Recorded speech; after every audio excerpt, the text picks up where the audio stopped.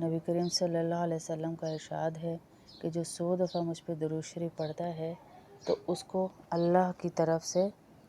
100 حاجتیں اس کی پوری کر دی جاتی ہیں۔ سبحان اللہ ہیں جی،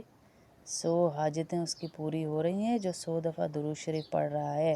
اور دوسری حدیث کا مفہوم سنیں کہ اللہ کے نبی صلی اللہ علیہ وسلم نے کہا جو ایک دفعہ درود شریف پڑھ لیتا ہے جمعے کے دن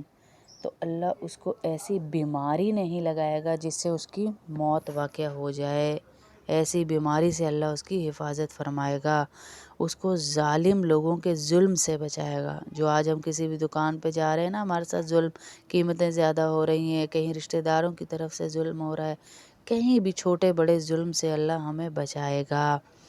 اور اللہ رب العزت اس کو روزی ایسی آسان کر دے گا کہ گھر بیٹھے اللہ اس کو روزی دے گا،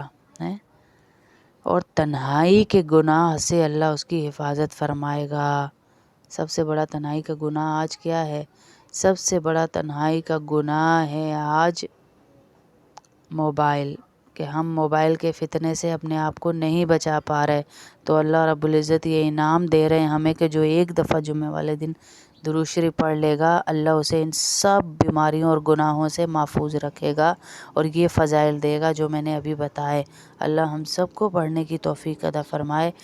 اس میں یہ ضروری نہیں کہ درود شریف ہم اللہم صلی علی محمد بھی پڑھ لیں گے تو اللہ قبول فرمائے گا، ضروری نہیں کہ درود ابراہیمی ہی پڑھیں، وہ پڑھ لیں تو افضل ہے، نہ پڑھ سکے تو محمد صلی اللہ علیہ وسلم یا اللہم صلی علی محمد وعلی آل محمد یا کوئی بھی چھوٹا درود پڑھ لیں تو اللہ یہی اجر ہمیں انشاءاللہ دے گا۔